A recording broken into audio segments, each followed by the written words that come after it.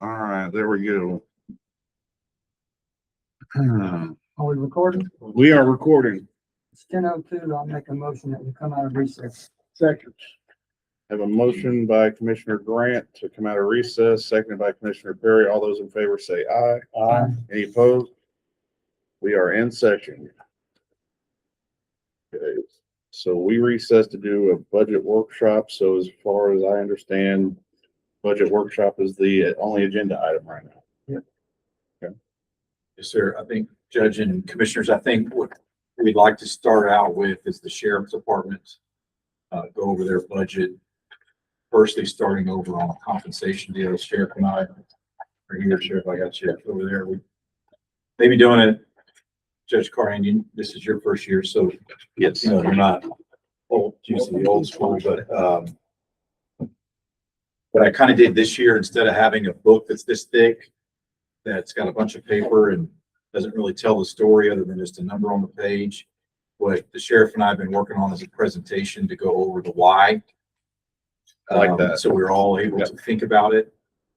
There's going to be some numbers in here. Obviously, we're waiting for Bud and everybody to get the total revenue number and the tax basis.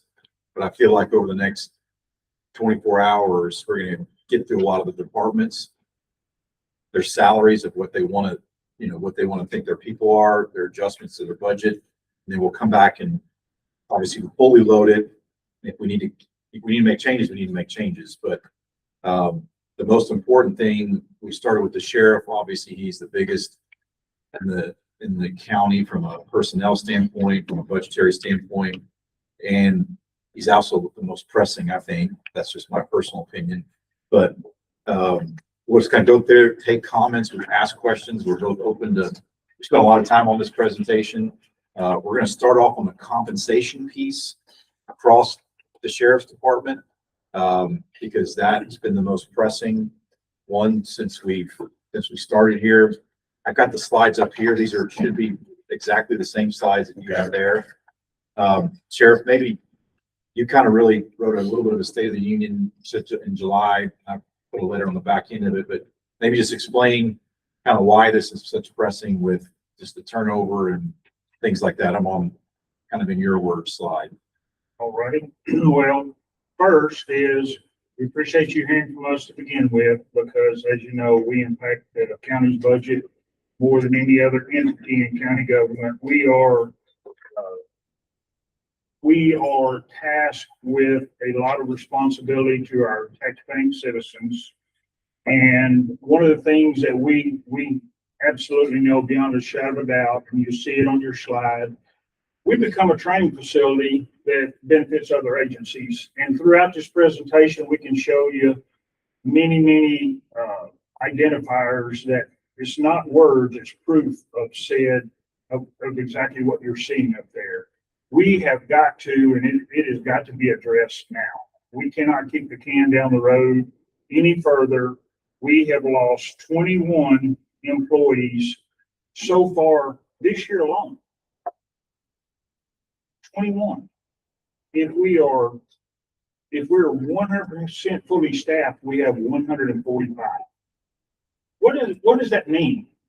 That means that if we were able to hire someone, we have to go again. I want to speak a couple of things here about uniqueness of the position of working at the Justice Center or being a sheriff's office employee. Every employee of that agency is certified by the state of Texas. That means they fall under mandatory training requirements, T-code guidelines, things that you don't see in other areas of county government. That is mandatory to all law enforcement in the state of Texas.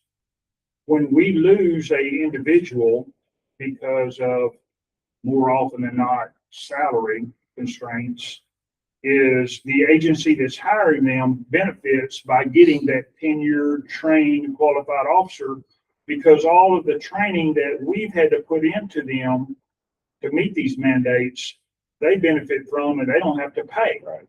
So it's kind of like, if you remember back in the day, there used to be a commercial on television. It was pay now or pay later. throughout this presentation with Charlie's assistance, we're going to show you numerous slides. We're going to speak about many different things, and we're going to take whatever question you may have that shows you that, number one, what we're requesting can in fact be done. It can easily be done, and basically we've already funded it. All it takes is the approval to move forward. Yeah, this slide is, the second slide here, it's what he talked about. We've lost 21 folks.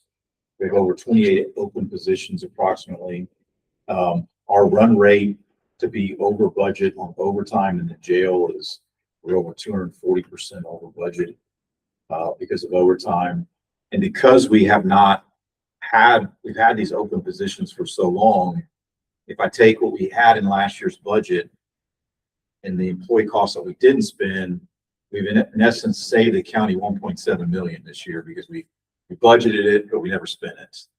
Save it, in other words. Because we didn't have the employees. We didn't have the that employees. was allocated for. Right. So this time last year, we thought, okay, we're going to have, we had to build a fully loaded budget with a fully staffed sheriff's department. Right. We weren't able to do that. Plus the turnover, in essence, we didn't spend $1.7 million this year relative to what we had in last year's budget planned for salary costs. So with that 1.7, if it was fully staffed, then would that be zero Yes. essentially? Yes, Okay. sir.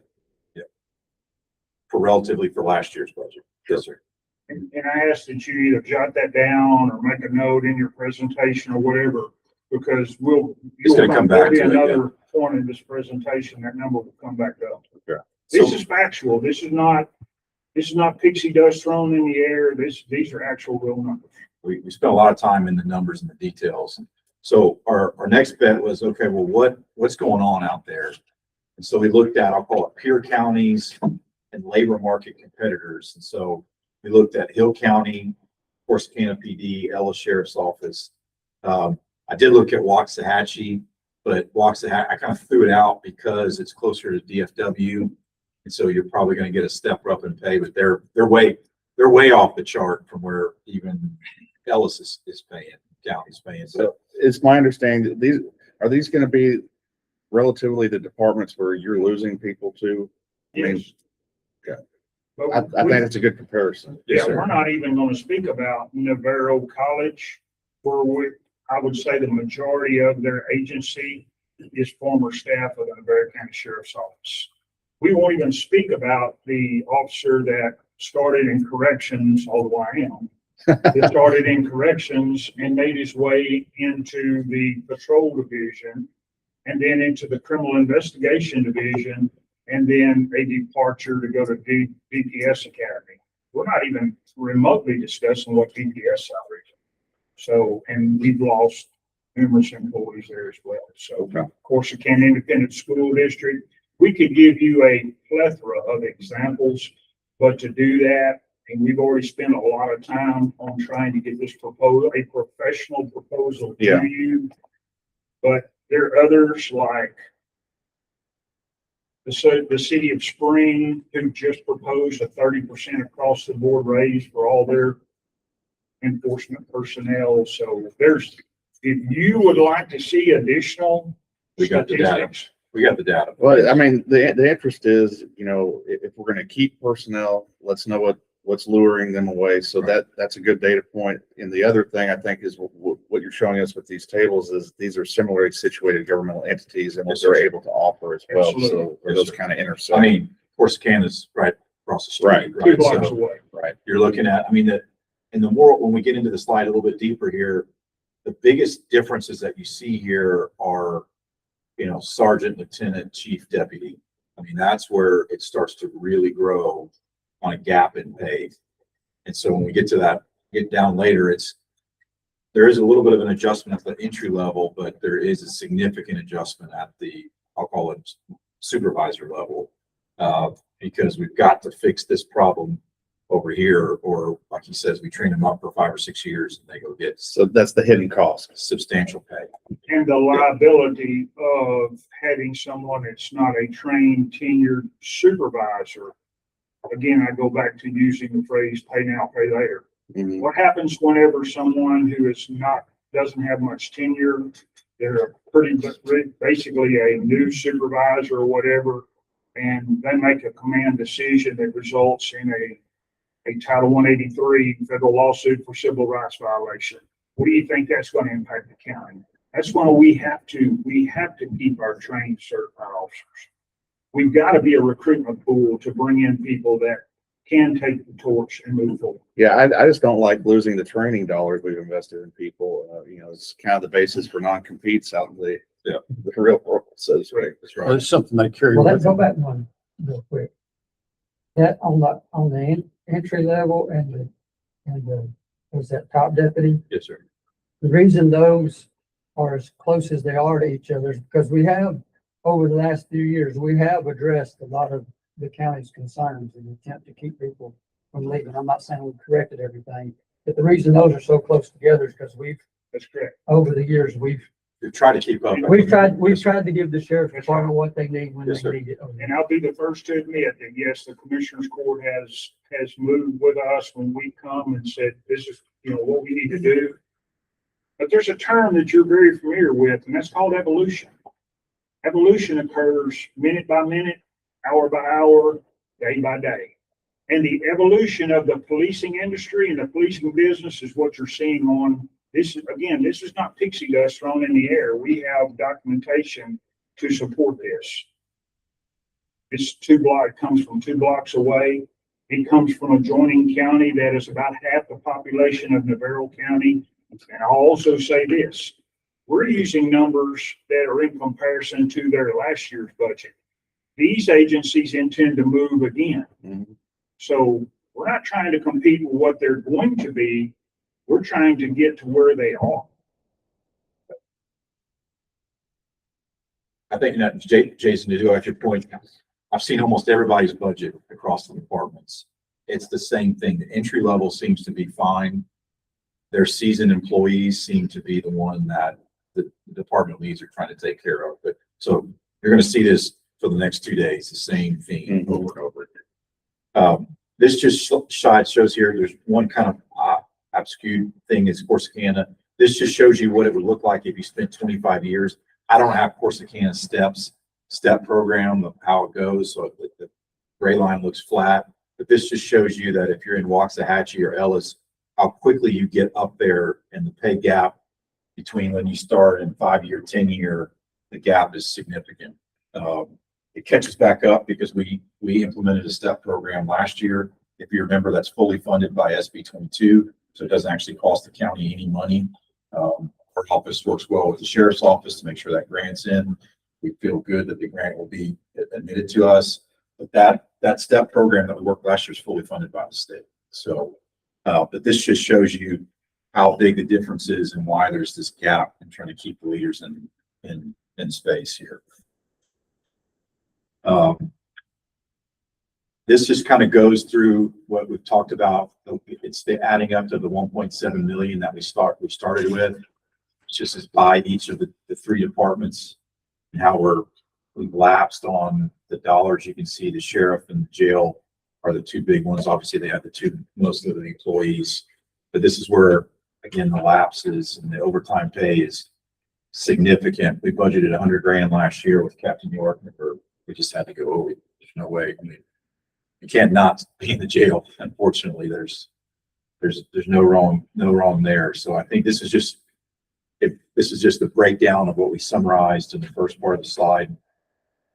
This is kind of the slide that tells you where we're seeing the data as it moves forward. So in order to go back to that, to get everybody where the sheriff just talked about, to get everybody where they're competing with the FY26 salaries of Hill County, Corsicana, Ellis, these are the ranges in the different levels that we need to increase their salaries to get them on par of where the FY26 salary was. Obviously at the top level, this is also including the sheriff because, I love Clint, but we can't have Clint making more than the sheriff. But this is across the board where you're seeing the numbers be, and they're big numbers. I mean, there's just, it's hard to not look at it, but if we want to be competitive and we want to and keep our leadership, this is what's got to happen. But as we go through that, there's less command staff than there are supervisors and so on down. There's one. So the percentage is huge, but the population. The dollar amount, yeah, we're going to get to the dollar amount in the next slide. Let's see. These are the next slides are just the vacancies. You'll see the dollar amount. You're right, Judge. These are just the vacancies and the open positions in each of the departments. And what it costs is what you're just going to, Judge. This is if we filled all 117 positions today with the proposed increase that you saw 2 slides ago. So I kind of try to do it fully burdened. So you have almost a $900,000 increase in wage. We got the benefit burden on there. So to fully fund it, it's about a little over 1 million, almost 1.1 million in cost to get everybody where they need to be as of FY26 comparison. When you say where they need to be, are you talking where they need to be Ellis County cost or where they need to be Hill County cost? Yeah, kind of back here to Corsicana and Ellis. We kind of took a blended average. We didn't just go chase the top and say, we're just going to put everybody at the same. We took a blended average to get everybody in a position where you're competing with Hill, you're competing with Corsicana. So it's not the top, but it's not the bottom of it either. That's, like I said, we didn't chase the ceiling on it because we knew that it would cost the money. If all of a sudden the sheriff's office had everybody fully loaded and October 1, there was no vacant positions, this would cost 1.3 million fully funded to get every position. So the full 145. 145. Okay. But we know that's not realistic. There's no way we're going to hold. Even if we increased. There's no world where, because as I've said oftentimes, here's where the rubber meets the road, is there are not very many 21-year-olds that now want to go into the policing profession. It is unheard of for us to be able to recruit someone from another agency to our agency that is already trained, experienced, certified. That's non-existent. And if you do, you're getting somebody else's trash. Discard. Correct. So this will change that. That's exactly right. I believe this will change it. 2 things that we're hopeful to happen is that person that is coming out of school that desires a law enforcement career, number one, we can get them across the street rather than going 2 blocks over, and them having a lucrative incentive package is far better than ours. Where do you think that 21-year-old's going? And number 2, the ability to potentially bring somebody from another agency that is experienced. Let's reap some of the benefits of what we've sown for years. Others benefit from us, let us benefit from someone else. And the way to do that is make us competitive. Allow us to be competitive. That's right. So I'll go back. So we're on this slide. This just kind of gives, again, the overall potential cost. This is, maybe I'll have Clint or Sheriff, you want to talk about this. There's these incentive pays that we also offer across the department. We did a study on what those incentive pays look like, and I don't know, Clint or Sheriff. I'll speak to it. Okay, go ahead. For an example, when you look down there and see training officer or FTO for patrol, that is the tenured officer, not necessarily a supervisor, that is tasked with taking that young officer that just completed the academy. We actually have 2 of them in that program right now. And to take him and train him to the point over 12 weeks of being able to release him into the patrol division so he can actually operate as a patrol officer. Currently, we're paying that person $50 or $30 a month. Yes.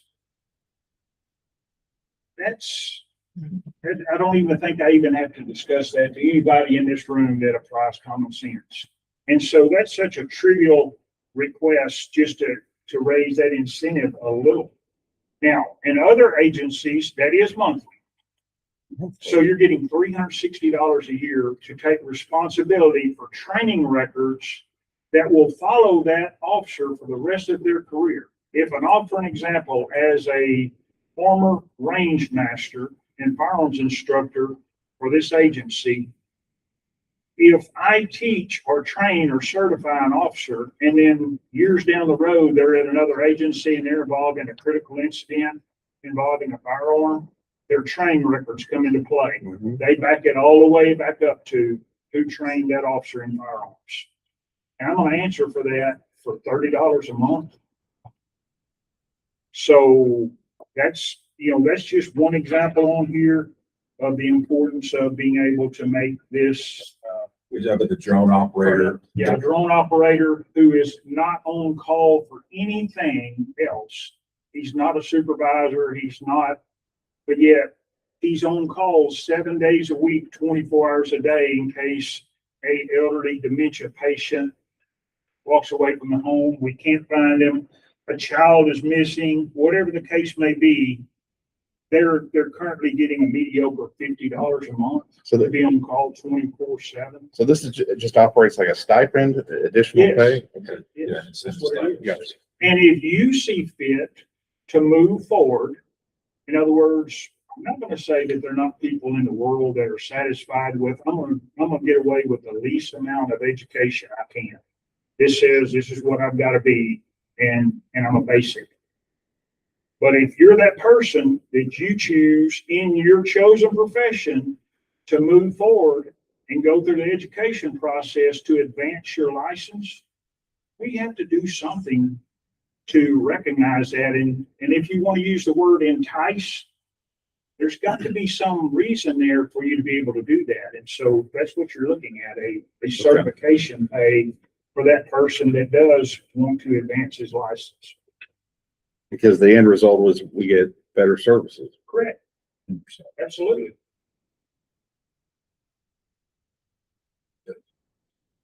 So Yes, the reward system. it's a reward system. Yeah. Do we pay for that training or is that out of pocket cost for these? So,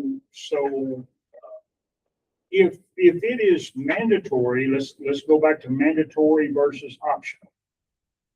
The state of Texas mandates all forms of educational requirements and they continue to pile it on. If it is mandatory for you to maintain your license, we pay for it and we pay for you to attend that education. If it is something that you identify that you want to be yourself or you want to go to a class, we'll pay for the class, you go on your time. And again, that goes back to if you want to be something, if you want to advance, we want to give you that opportunity to do so. But if you're going to get compensated if you do. Are we able to use grant money for that type of training?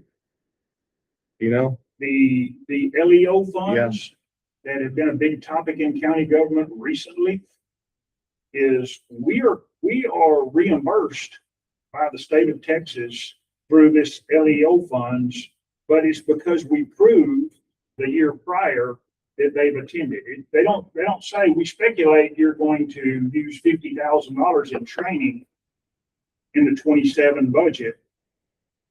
They go back and based on the records that we have submitted to them of the training that we have in fact taken in 25, and that's where the LEO funds come for 26. So do they do it 100%? I'm not saying that all the training that we have to have is funded by LEO grant, but I'm saying a majority of it is.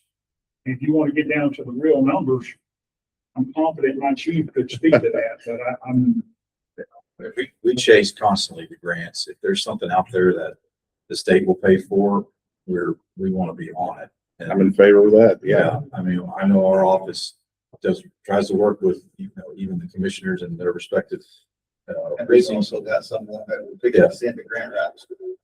just for that. Really? But let me speak to that for Okay. just a second. And I didn't see that softball coming. But since it did come out, this is not pre-rehearsed. We recognize the scenario that we needed a individual grant writer for our agency. And we sent that patrol sergeant to grant writing school. And guess what we have now? We have a patrol sergeant that we funded to go to grant writing school, and he applied for one grant. Now he works for another agency in the Metroplex, and we have no grant writer.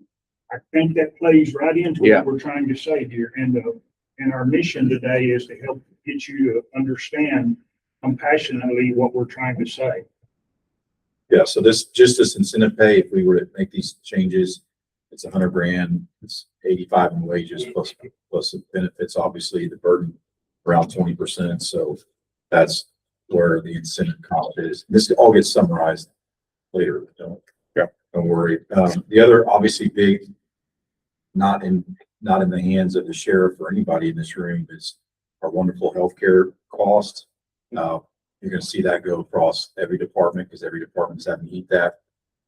Julie and our team are working on, figuring out if it's an employee only. Just so you know, Judge, the county pays employee only, 100% of employee only medical cost. I actually think it's employee only one child Yes. on there too.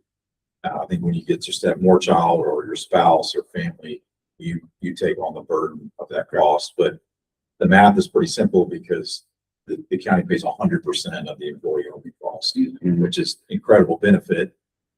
As you know, a lot of you're only required to pay 50%.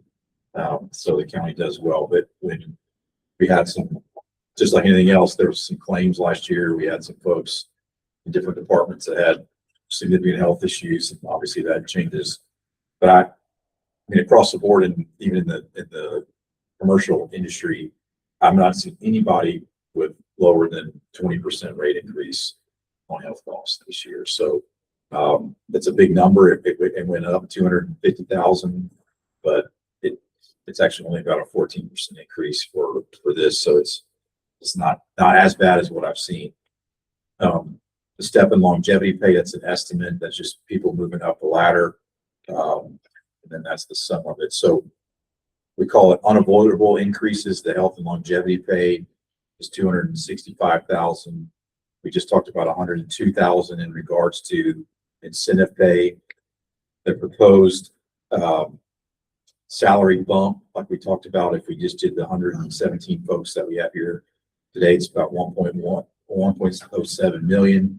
So if we add up all that's about 1.4 million. We'll go back, like Sheriff had talked about, to the 1.7 million that we didn't spend this year. Is that last number on that slide. So in essence, we're asking for 1.4. We saved the county 1.7. I use the word save, please use that lightly. Right. But it's a $300,000 difference just in the sense of what we're asking for what we didn't spend, for what the sheriff's office didn't spend in FY26. Obviously, we can't roll over money. I'm not just preaching for folks that don't know it, but just so you can understand what we're asking for and why we're asking it. It just kind of, for me, I thought I'd put it into perspective a little bit based on where we are and where we need to be.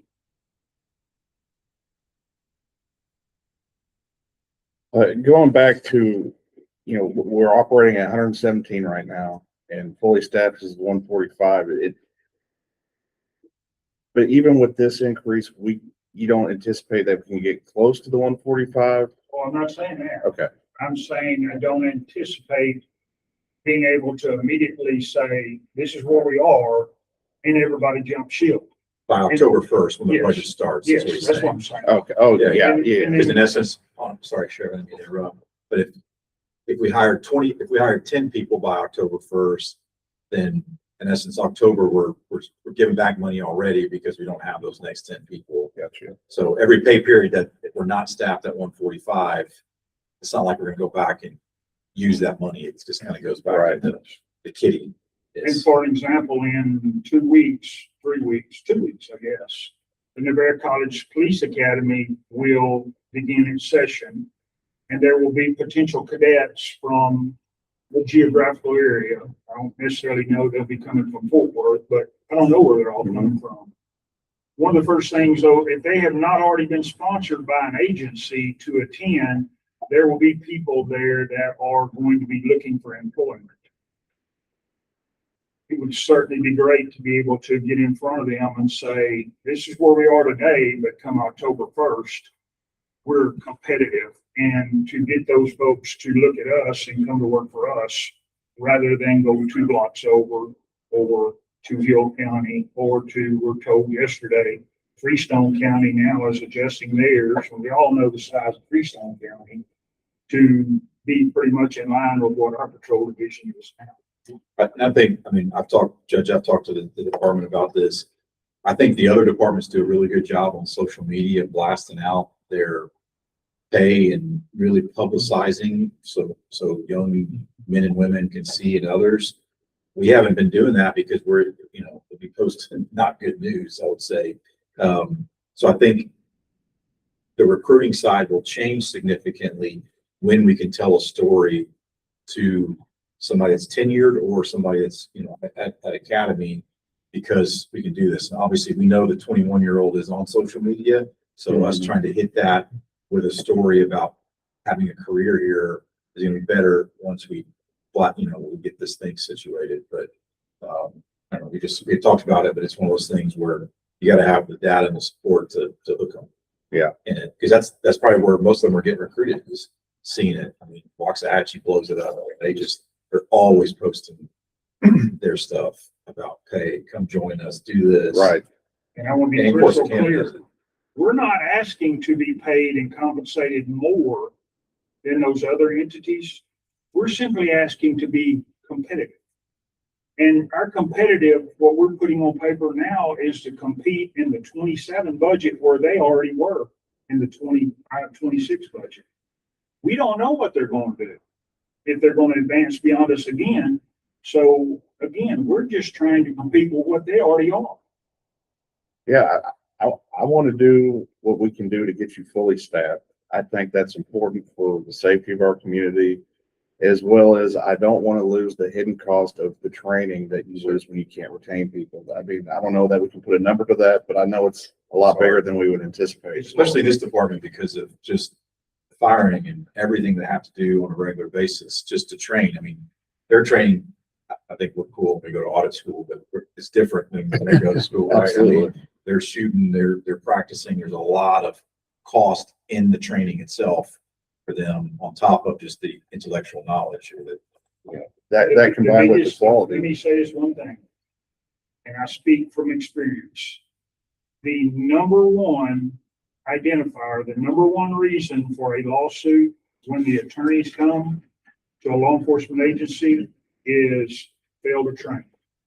The first thing they ask for is your policy manual, and they ask for your training records.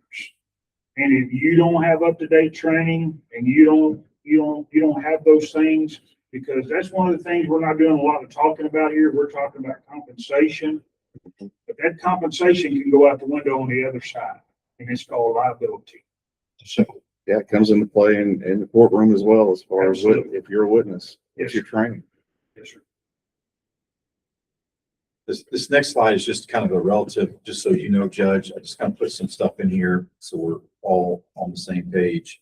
The commissioners probably know this, but the base salary, obviously the county pays for, comes out of our budget. The longevity pay comes out of our budget. We did talk about this SB 22. We did implement a STEP program last year to help with, I think, Sheriff, you may be able to speak about it. It's kind of a 5-year, 10-year, 20-year, 25-year step. That's pretty much fully funded by the state. We apply for about $500,000 every year. We don't spend it. So we have to, in essence, kind of give some of it back to the state. We try to do a bunch of other things and buy things, everything that the state allows us to do. Well, we're giving back money. No, I mean, we don't really, we do really good if not giving back money. We gotta try not to do. But a lot of it has to do with the longevity pay, because some of that SB 22, you can't just go buy something with it. You can't just spend I something. understand. It's gotta Yeah. be. It's gotta be, so we, Specific criteria. yeah, so we spend a lot of time, at least since I've been here, with the sheriff to not miss that. Right. Because those deadlines they just pop up and then it's just like, oh, dang it. I didn't know it was yesterday was the deadline. So, working with Clint, working with the sheriff, we do that, but that just, and then obviously the incentive and certification and pays by the county. I just wanted to kind of show you as we go through this, that not everything comes from the county, and we work really hard to use state money where applicable. So, This is probably not a fair question, but do you think we're maximized on the amount of state money that we No, can no, obtain? sir. No, I don't even think we scratched the surface of it. Well, that's good news then. You know, I think it's been great. Our team has really tried to do it. Obviously, this last year, there's restructuring that's had to go on and fixing some problems that maybe we inherited this time last year. Losing a grant writer to another agency, Yeah. now having to pay the training to get another grant writer identified that specifically works through law enforcement with the auditor's office. So, yes. Yeah, I'm happy to hear that. Just to stop down on that one second. So it begs the question, do we have a stipend for if you're providing that additional service? I assume is outside of the job description. Do we have anything in place for that? Yes, we do. We do put a grant writer, not on the sheet. Okay, I don't think we have anybody, so what? maybe that's too granular. No, I think that's a real benefit. we did it for the rabies guy. So, yeah, It's just not on that sheet. okay. Because in essence, it's just one position, so maybe it's not. I mean, we want to do it. I know our office loves to do it. Stephanie's been kind of our liaison she's not here, she's in the office, but she's been our liaison. She worked a lot with Judge Davenport, to make sure our grants are on deal. But there's a lot out there. It's just somebody's got to go chase it. You know, It's a job. a lot of it's, you talk to another county. I spend a lot of time trying to talk to other counties and say, hey, what do you do? What did you get that grant? Oh, that's a veterans grant that the state all of a sudden applies. If you have this little parcel of land that does this, and the state will come in and pay a number, but you could spend all day searching for grants that the state comes up with. Unfortunately, our state rep, Cody Harris, he tries to stay in contact with me and say, look, there's these funds, make sure that y'all are aware of it. And the same with Jake Elzey on the federal side, they reach out to say, we want to make you aware that these grants are available. So one thing that I think the sheriff and I need to work on, we said we were going to work on, but this didn't, is obviously, Judge, I don't know if you know this, but we are the back office for IDA, high intensity drug trafficking area. That's a big section. We can talk further. So in essence, we're the back office for it. We run their bills, we run their payroll, we run their entire budget. They have come and said to us, they obviously they have seizure money, they have budget money. Hey, if you guys need something, let's talk about it. I think that's another area where we're trying to, the best we can, go buy equipment with somebody else's dollars and not our dollars. Even training. Yeah, that's right. So they were kind of crazy busy during the World Cup, and it was a big sting operation, obviously down 45. So everybody was kind of running around this year, given the high intensity of the summer months. But I know it's on our agenda to kind of get with him and make sure that they know, their home office. Obviously, they run from here to Oklahoma. I think they're way up in Oklahoma, so they got a lot of counties and municipalities that want their dollars. But we kind of say, well, hey, we're holding your dollars, so don't forget about us. So That's a good stick.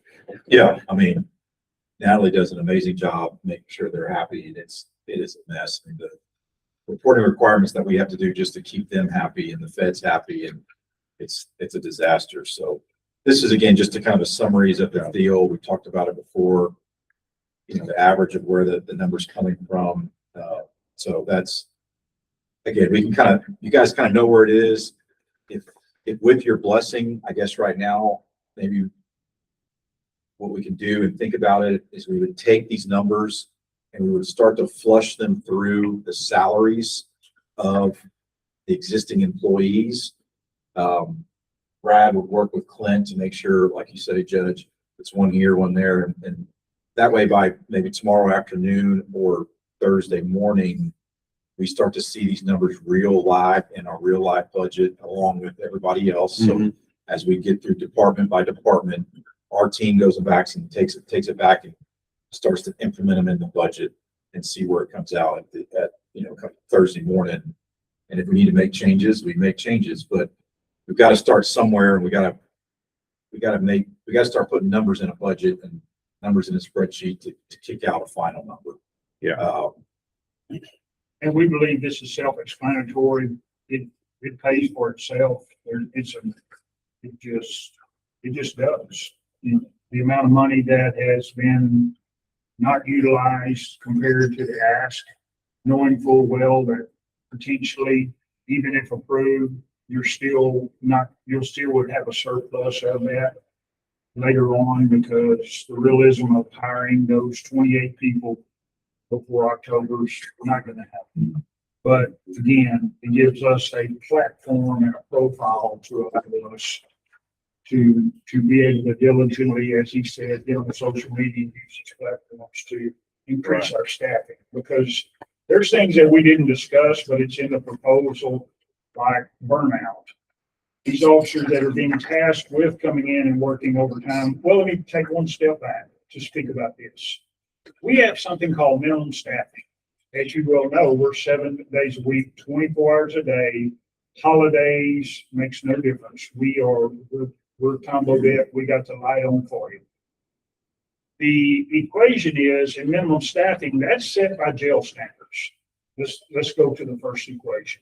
And I only say that, Judge, because you're relatively new to this. I And I need to appreciate give it. you as much Yeah. information as I can. I will not be offended. The Texas jail standard sets minimum staffing for our facility. If we go below minimum staffing, now, to say that, we're tasked with a lot of additional things other than simply supervising inmates in the facility. We are we're going across the state of Texas and picking up inmates that are in other facilities and bringing them back to this facility for potential court dates, or they have a warrant that's been issued and we're going and picking them up in Houston or Beaumont or wherever duty calls. So those correctional officers, when they come in, they intend to work in the correctional facility that day, but that may not be their task. They may have to go somewhere else. And they're hauling juveniles at some points in time, and they're guarding inmates that are at a hospital facility. They're taking inmates to and from doctor's appointments. They are coming to this facility with inmates so they can go to the courts. There's just a world of things that they do outside of just guarding inmates. But the realism of it is this, and it's simple. The state of Texas, being Texas jail standards, says you must have this many officers in that facility at all times. Mm-hmm. If we go below that number because someone called in sick, we took one too many transports, a court over here was putting pressure on us to get somebody across the street, and we have a critical incident, I don't think I have to tell you what's about to occur. And it's simple with jail standards is we were not minimal staffed. It doesn't matter if we did everything else in the world right, we have violated their policy and procedure, and you know what that equates to. Then when we roll out to the patrol division, for an example, is we currently have 6 positions, I believe, in patrol vacancies. 25% of our patrol division is vacant. 25%. What does that equate to? That equates to slower response times, callers that are expecting a response to their emergency, whatever. And I say this all the time. To the person that calls in and their farm master gate got stolen from in front of their house, that's just as important to them as someone that just got billed out of $6,000 on a credit card scam. We need to be able to respond in a timely manner. We're 25% down. Now we're into the fact of having to prioritize calls. Taxpayers don't necessarily understand it.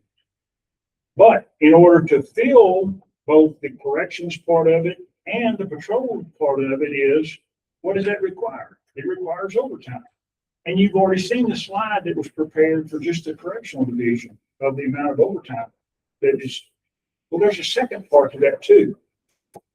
That person that is actually off duty, they're going to have their days off, but yet they're called back to work because we have to meet minimum staffing. is something called burnout. And it doesn't matter whether they're making money or they're getting paid overtime or whatever the case may be. You can, and I'm kind of country and a wee bit of a cowboy, but it's called ride that horse into the ground.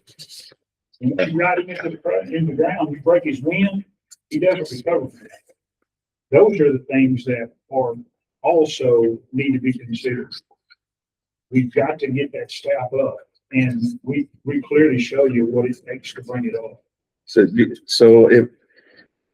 if we're able to increase the staffing at least more than what it is now, so you would anticipate a larger reduction in the overtime expenses. Okay. The more personnel boots you can put on the ground, the less need there will be for overtime. And just to be clear, you know, the three questions, you know, what does it cost? 1.1 million, but if fully staffed, about 1.4 million. Where's the money come from? So this is going to come out of the 1.7 that we haven't spent this budget, Well, or is it going to be? It's on the that? future, yeah. I mean, obviously, We're showing you that it has already been budgeted. Mhm. Had we had personnel and had we had that salary increase in place, we still wouldn't be at zero. We still would be getting we still be having funds back at the end of this year. We're simply saying, So why this, can't you apply it to the future? we I believe. guess I'm trying to understand. So that makes it sound like we're not increasing the budget. We're just moving what we haven't spent to different areas. No, so it's, I guess let me say it this way. In essence, we would have, this time last year, we approved a surplus budget. So the money coming in, the money that we thought we were going to spend, we were in a surplus for the first time in a while. In that cost, there was 1.7 in the budget. There was 1.7 million that we thought we were going to spend.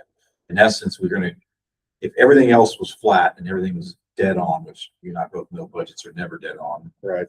we would have added 1.7 million to the general fund Mhm. in our piggy bank, right? Right. Brad and I really tried The to fund balance. increase our fund balance. You know, we would love to have 1 year reserves in our fund balance in case the COVID happens or Right. something crazy happens. So that, in essence, it's funny math. I don't mean to be cute with the math. I'm just saying we added it to the fund balance. I do think this year that we'll have an increase in our tax basis. We're still working on that number, but in essence, that 1.1, the top number in here is going to come from next year's budget, hopefully with a tax increase and or valuation appraisal increase. That's just to kind of say, if we were to even run a deficit, which I don't think we probably were there, you would in that case be picking up in essence last year's money if you were to do it that way. Okay. Again, not trying to be cute math. No, I mean, that's what I was trying to understand. Yes, sir. So great question. It's not like we can roll it over. It's just how the fund balances work and adding to the reserves, adding to the base. So y'all's thoughts, fears, anxieties of trying to just at least put it on paper so we can see it along with everybody. And obviously we can make adjustments at any point in time, but if this sounds something that you want to at least see in the numbers with the revenue, we can start working on that. Or if you have any other comments or changes to what you want to see. I'd like to see what the numbers look like. Is that something that we need a motion for, or is it just informal? It's informal, Judge. Okay, yeah, I'd like to see what the numbers look like. Yeah. If that's all right. Yes. Okay. Yes. You do that, will you work with Clint to make sure that we get the full personnel for the ones that we have? Clint's got the number. I got some sheets for you too. Okay. What I'd like to do next is just hit the departments, but non-personnel matters. So there's going to be, we'll start out with the jail because that's the big one. Captain York's here as well. There's a couple of big things. Obviously, our jail's 35 years old. 38 years old. Thanks. Last year, when I came on board, Judge, there was this commission out there to think about building a new jail, and there was a $400,000 hickey to do some are called elementary drawings, what they at least told me. We We had no idea where we were gonna put it. We had no idea. We thought we were gonna put it in the state's school, but the city told us, hell no, that's not even your land and blah, blah, blah. So we kind of squashed that. We didn't spend all the 400. So we put the jail kind of on the back burner from a justice center approach till we thought we could get back into that motion of thinking about what we want to do in the future of 10-year plan. So when you hear Captain York, we do have some operating and capital expenditures that we've got to spend on the jail. Captain York can obviously talk about our water issue. That seems to be one of the bigger ones, AC doors, but I mean, you want to maybe just talk, I know, high level about the water issue you keep the plumbing. It's not, you know, just to set the stage, and then we'll go into some details. The plumbing seems to be a almost everyday issue. Obviously, with it being a 38-year-old facility, everything's real cast iron, other than everything that's been updated. We've recently had a major plumbing issue that was 50-something thousand, I think it was. Yes, sir. It's It's a critical plumbing issue. that affected the main line to the building. And it's only a matter of time before, Nothing urgent, just when you get time. only a matter of time before we have to encounter that issue again on that same line. Because the plumbers fixed what they could. And then if they have to go back in, obviously the corrosion is just going to keep expanding, which could come up into the building. We're now facing issues with our grease trap stuff over there, issues with that, the plumbing, drain lines. We're now looking at the city is wanting to replace our water meter for the building over there. We're still waiting to hear back from them asking what their plan is. Obviously, they plan on doing that, and that's going to require some operational maintenance for us there, and approval of health standards. So the plumbing alone is detrimental to that building. Of course, the constant use and abuse that it gets from those things. You can imagine anything down jumpers, mattresses, everything you think of goes down this building. So, of course, our maintenance guys do the best they can to stop that. But there's some things that just outside of our control that we have to talk about. So this Let me speak one more I'm sorry, thing to yes, that. sir. Again, you may hear me refer to that location across the street. We're kind of a unicorn of county government or whatever. If you have an issue in this courthouse, you simply pick up the phone and call the plumber and they can come rectify whatever it is. You have the ability to shut the courthouse down if there's no water here, whatever the case may be. We don't live in it. We again answer to Texas jail standards. And if we have a large scale operation that has to be conducted, something of the magnitude of shutting down that water to replace a meter, we have to have a proposal. We have to submit it to the state of Texas through Texas jail standards. They have to approve it and tell us that it's green light to do that. So pretty much everything we do over there is different than anything else you're accustomed to. We had to do a kitchen restoration because it was absolutely necessary. We had to submit the work order, the plans, everything to Texas jail standards, and only when they bless it do we have the opportunity to move forward. We're the only county jail in Navarro County. We hold inmates for every entity here at no cost to those other agencies. We do not have a plan in place to evacuate that facility. When I say evacuate it, that means take them to another county. The 215 to 25 inmates that are there today, that would be a catastrophe. Because number one, where would you house them? Number two, how would you transport them? And the cost of that. So it's important that it's important that we continue to do the things that we do to keep the 38-year facility online. We're very blessed to have a plumbing company that so far has been able to accommodate whatever.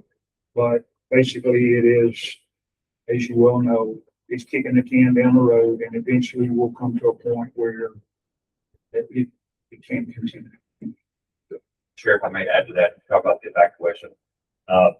Judge, just so you're aware, if we have to evacuate, a lot of the surrounding facilities may or may not can take whatever population you have. We'll have to bust them up, amongst different agencies.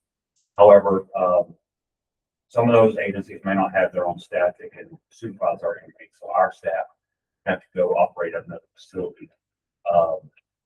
Or if we have inmates who have medical concerns where they may have to go appointments or wherever the case may be, a lot of those facilities will not pay for any medical, so we'll still have to pay for that medical for those people, plus kind of go get them taking doctor appointments, wherever the case may be. Now, if you have someone who has life-saving medications, for any problem, disease or anything like that, we all know that's possibly it will be responsible for.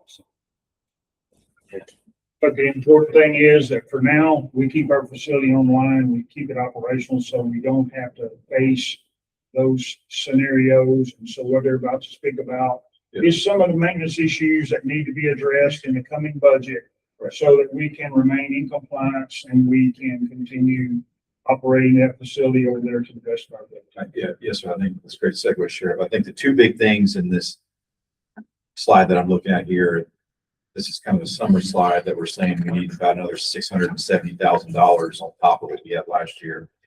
I'll call it split up into two things. There's some hard cost fixing, like we just had talked about. One of the other parts is the inmate health services contract, Judge, that the sheriff's department is really focused in on. And one of those then is an option. I'll won't explain it as good, so please add on top of it. But in essence, we have an outside service that comes in and helps with medical needs of the prisoners or inmates. They obviously have a little bit of an increase on their stuff, but they did ask us, they gave us some options that we could bring on a mental psychiatrist provider to help with the mental inmates that we have. Maybe you guys can explain why that's a big deal. I know I talked to Judge in Commissioners County today and how they do it, but explain why this is a big deal about trying to bring in staff now that can help with this specific deal. Judge, I believe you and I spoke, a while back when you were running about mental health. This particular program is going to be focused more so on our incompetent, the ones that we're sitting on and waiting. The minimum wage for some of those for a year. And let me stop. Not to interrupt, but let me let him go into that by saying this. A correctional facility is not a place to hold someone who is mentally incompetent. We are put into that position almost daily. But Ray Charles can see the liability to that and the inevitable thing that can happen, and it starts with an L. So what they're proposing now is won't correct it, but it will lessen the burden. And with this particular program, it's a restoration program.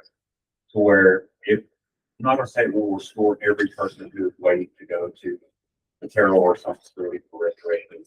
However, this same type of program with the same company is in Henderson County. And when I started all this, they have restored 77 of their inmates that are waiting for restoration. Wow. Which means bringing those inmates competent for trial and being able to expedite them through the court system. Getting about 90 days. And roughly about 90 days. rather than sitting in there and waiting to go to Terrell. For almost a year and a half. Could you give an example of which- what the most tenured inmate in there that's waiting on mental competency? I have an inmate who's currently sitting there. He's waiting to go to Manhattan State School. Mhm. He has been sitting in there for over 750 days waiting. 750 days that the taxpayers have paid, and the medical and the food and the clothing and the housing. And that's one example. He can give you others. Over 2 years. With that particular gentleman, there were some balls that were dropped. Of course, I took it upon myself to kind of gather up my mental inmates who are the ones who are waiting to go and kind of keep track of them to see where they're at in the process. Not my responsibility, but that's something I took on. This particular one, he is autistic. Of course, we all know someone who is autistic and at the level he's at does not belong because it's just detrimental to him. Again, he's been there for over 750 days waiting to go to ASA school. I have been in contact with Mahia. Of course, it's kind of like when bed frees up in that place. So his admission date was supposed to have been the end of February. Now they're looking at possibly November. So I mean, he just keeps getting pushed on and pushed on. But I do have other ones who have been sitting there for over 200 something days, waiting to go to Carroll, be restored. No guarantee that those folks will be restored. So an example of the person that's on the spectrum, 700 days, if this program is in place, granted, you're not guaranteed results, but at least we'd have an option to try to limit that stay to a much more, if we could do 90 days, it'd be incredible. It sounds like. And he could be one of those that don't follow up into the sport just because the spectrum part. But that is something that we can absolutely put in the program to see if we could pursue. Would the program operate on site or would it? Yes, sir. And all it would require is bringing on a psychiatrist. We do have a mental health nurse that is currently on premises. It would just increase her hours. I think it was 30 hours is what 30 hours a hours week. would- Yes, sir. Whereas of right now, we currently only have 12 hours more. That's all we have per week. So if it's a psychiatrist, then you're looking at someone prescribing medications. Do you have a secure area for? Yes. Our facility does not have controlled substances. Well, how would we deal with that? The only ones who would, Is that a jail standards deal as well? the only ones, Let me tell you this for an example, and I'm just giving you something to run through your mind on numbers. The state of Texas, once we have what's called a paper-ready inmate, he's ready to be transferred to he or she to TDC. Mhm. He submitted the paperwork, they received it. If we keep that person beyond 45 days, they begin paying us $87 a day. You think about that inmate that's been over there 700 something days, at $87 a day. The state said to us, we did 700 and something days at $87 a day. What's that cost? That's one person. and as of right now, speaking of rates, our current rate that costs us per day is roughly $83 a day. And that doesn't include any psychotropic medications if they need anything. That's just the basic care to cover. And we could just go on and on and on, like examples of that person can't be in general housing. The state of Texas jail standards has requirements about your classification of an inmate. So that person is in a medical wing, a rather small medical wing. So while he's there for 700 and something days, there's no ability to bring an inmate that needs medical care into that cell. So it's the gift that keeps giving. We need to be able to try and rotate these people. And there are numerous examples of this. This is not something that just started yesterday. This has been going on for years. People that ultimately stay in the facility for over 2 years, and then a judge makes a ruling that they'll never be restored, and they're released from custody. Why does it take 2.5 to 3 to 4 years to be able to get that accomplished? But back to this, we have simply identified through our medical health provider, they did a pilot program in Henderson County about a year ago, just to see if it would work. And he gave you the success rate that is occurring in Henderson County with the same company. We're simply saying for that rather minuscule amount of money, we can become the second pilot program and maybe get a competency restoration on 1, 3, 10, whatever the case may be, and get them out of our back pocket. Because as long as they're in our back pocket, we're incurring every bit of medical expense. And here recently, we've had a few folks where we sent off to like Montgomery County Mental Health Facility, we're down to Palestine, be restored down there. Mhm. I'm assuming that they could not be restored, so they come back to us, and then they go back on the list, and they'll wait for Terrell or Ryan, wherever their classification sends them. So just because they go out to these smaller facilities doesn't mean that they're going to be restored. And if not, then they come back and they start over on their list. So this whole, whereas if we could do our own in-house, or the ones that we could take care of. Keeps the clock going. Yeah. And even though we were to get an inmate and they have to be placed on the clearinghouse list, which is the list for Terrell or something like that. Mhm. They can still be placed on that list and get their bed waiting. All the while, we can still be trying to restore them while they're here in-house. If we can get them restored, then we can pull them off that list. Mhm. And But that's helpful in the case that we're not successful. At least we haven't lost our place in the line. Yeah, like I said, I talked to Comal County today. They've got a similar program, Mhm. and they're actually building a separate jail for this because it's had so much success adjacent to the jail. And the district judge there was raving about this program. Said it's incredible to shorten down the time frame Mhm. that they've had in there. So it's really good. I think now that we're focusing on the thing that needs to be focused on. Yeah. Instead of just thinking, well, let the state deal with it. So this slide, I know there's a lot of numbers, Judge, so I apologize, but what's going on here is that the top line here is our typical contract that we have with the outside medical provider. They're Southern Health Partners. Thank you, sir. They wanted a 6% increase on their contract. They gave us a few options to add to the contract this year. That being, we picked option 3 and option 4. I'll get to option 4 in a second. Option 3 is what we just talked about from the mental health side. We all believe the next slide will show you when it gets paid off or when the break-even point is. The last thing in here is option 4. This is an EMR system.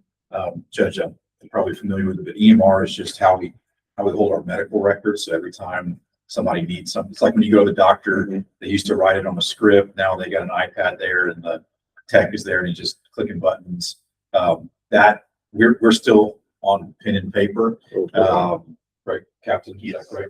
And so this is an $18,000 medical record system that per year, which I have some clients and they pay that per month for their EMR system. So when Captain showed me that, I was very like, hey, that's a reasonable cost to in essence move all of our paper pen to electronic in cloud secured. So that if we ever get audited by the state, it's easy to pull. We're not going back through boxes and trying to figure out the records. So this is, and you're going to hear from our department as well. This is an investment in technology. It is a very small investment in technology for how many inmates that he has, the running of this program, and it's moving it from pen and paper to an EMR system. So, Yeah, I'm in favor of moving electronically on most things, and not just for the sake of electronic purposes, but the efficiencies that I think, the right kind of software, yes, sir. the accessibility.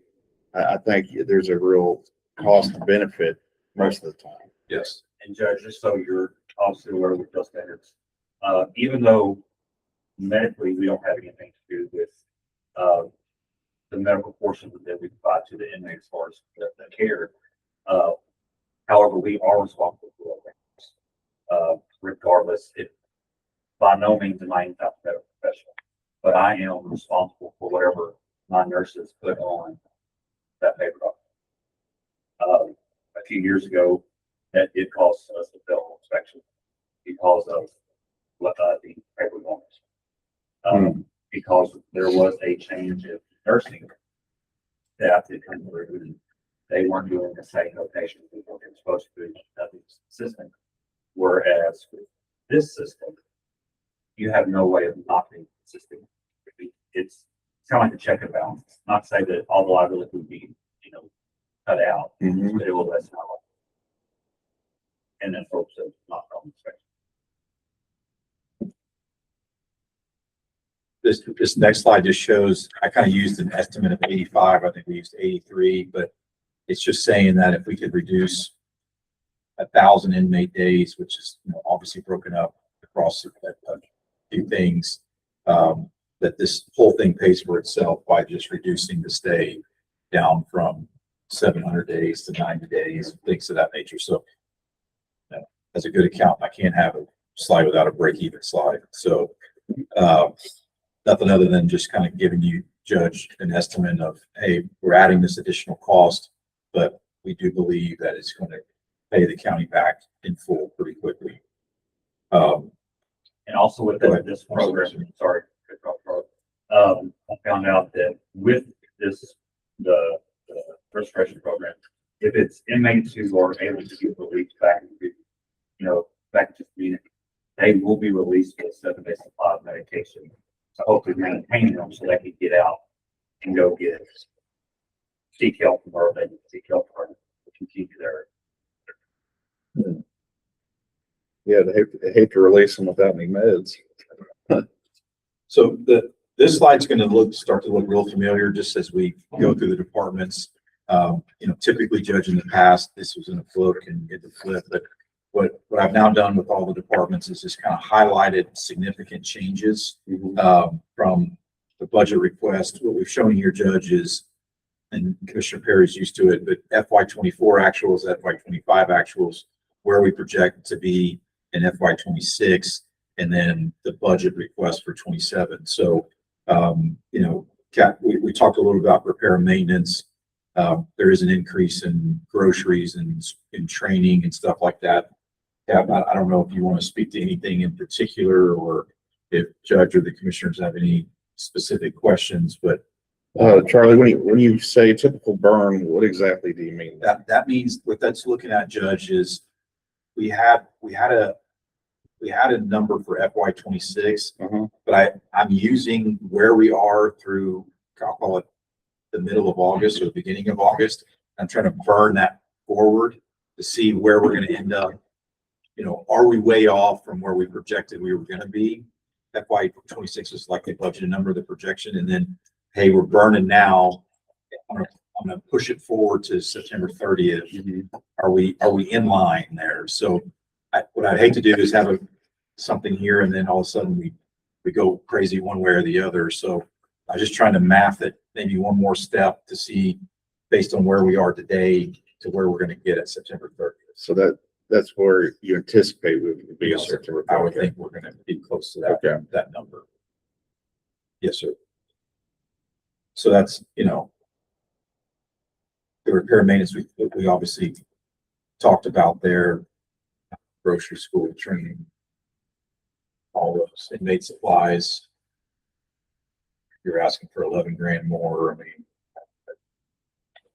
The schools and training budget, I just found out through Teeks this morning that one of the classes that we are required to take, suicide detection class, that is no longer going to be offered as an online course to go.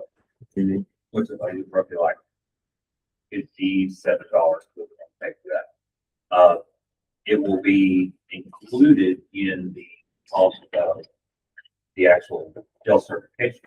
Right now, that's $320 as it sits, which with that being included in that course now, obviously that course drive up.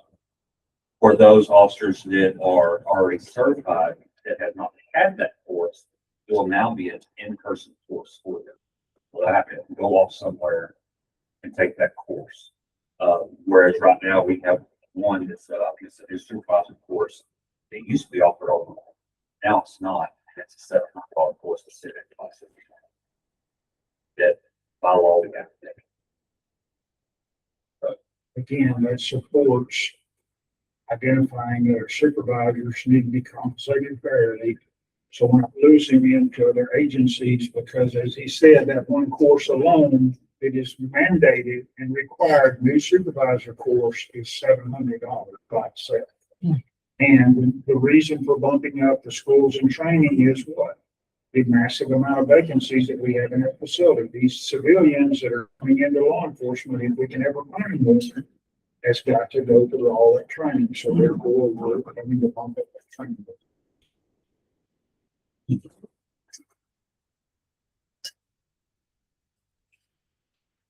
The next slide, Judge and Commissioners, is just the capital outlay requirements. Some of these we've already gotten quotes from. The door, there's some doors, it's $112,000 worth of doors and frames. We have, 3 doors in this current facility, one being our style cell or padded cell, that. I wanted to be in there one day. That's a specialized cell that's got padded walls. Or then some, you have some strong harm themselves. And then the other 2 doors are exterior doors, one being our kitchen exterior door and one being our exterior door that goes actually into our solid door problems. Of course, with the building shipped in and things just being old, they're getting partners shut or open. Got a quote on that one exterior door a couple years ago, Sheriff. I think it alone was close to $200,000 repair. Now, that was obviously during COVID time. Now, luckily, you can see what they're quoting for the big rooms, which is a drastic drop in cost. We walk through the door into the silent door is critically important and must be operational, because the only other way to enter or exit the facility is through the roll-up doors, and that offers an opportunity for escape. As officers are bringing inmates into the facility, so it's critically important we have an operational door. So, yeah, some of these, you can see, Judge and Commissioners, that, I know, didn't we open the ACs we opened yesterday? Is that correct? So that, I just didn't update that. I think we got some homework to do from what you said yesterday, Judge. But these are just the requests. Some of them already have hard bid numbers that they're happy with. The walk-in freezer, the exhaust fans, those are all budgeted numbers that we actually have hard quotes for, that we're ready to move forward, come in October. And the rest of them are pending based on bids and things of that nature. So, Walk-in freezer, concrete slab affiliates to a 38-year-old facility that we couldn't even begin to tell you how much maintenance has occurred on that freezer over the years, trying to keep it operational so we can feed inmates. And that freezer that the sheriff talked about, that freezer is 38 years old, and that freezer was for the original building itself. That's not for the expansion. So we've got our money's worth out of it. But it's time to move on. so that just, any questions in regards to their changes, go back to the slide before, or this one, or I'll call it the operating one where we did the health service contracts. Any thoughts, fears, anxieties over some of those numbers or pushback? Again, we're going to run them through there and Yeah, it's all going to come out at the end. But if you had any specific questions regarding kind of the bigger budget increases. Just the current maintenance on farm vehicles, is that to rebuild one of those old tractors? That it can be it, and it can be the 2 farm trucks that are assigned. Well, that's actually 4 trucks that are assigned to the farm. 2 of them are daily drivers, and 2 of them support our stray operation.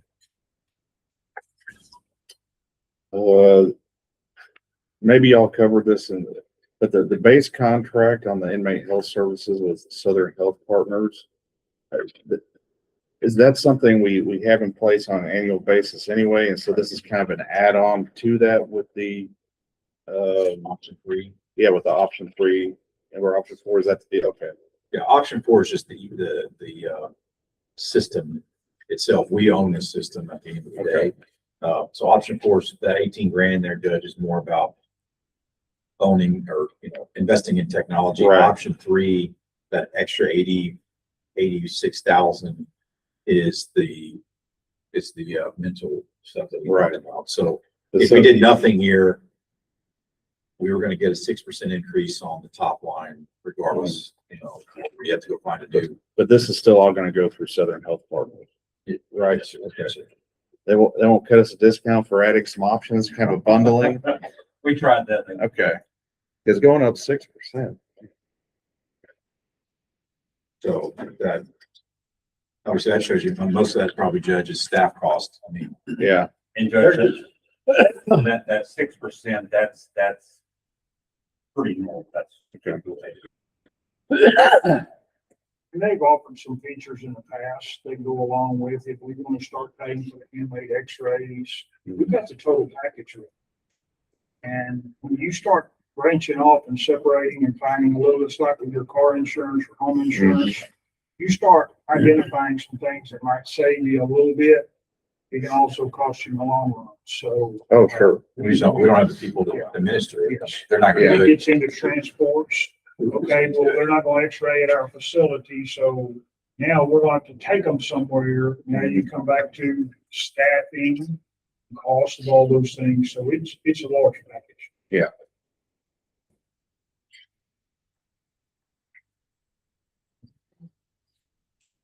Inmate supply, 50,000 inmate, linen and bedding. It's a pretty large increase. I don't know why. I mean, it's still relatively not a huge number. That's the mattresses and sheets, things like that. We have to like, and just, it's just the cost of all that. Not a very good mattress. I wish, Okay, it's not what I want to sleep on. I wish Commissioner Grant was here. It was some mattress support. Maintenance contract with the elevator. Yeah. Did I know there was an elevator? Do you got an elevator over there? Yes. Recently replaced. The one that was put in place 38 years ago lived until year before last. We budgeted and had replaced the guts. And so I guess on the rest of these items on capital outlay, we've got a lot of placeholders in here, and that's just is what it is right now. Until we get some quotes. Right, I mean, I think the one yesterday is the bigger one, Judge, the AC Yeah. units. It's more than 130. Uh, Those, what were they, what, 240 or something like Yeah, that?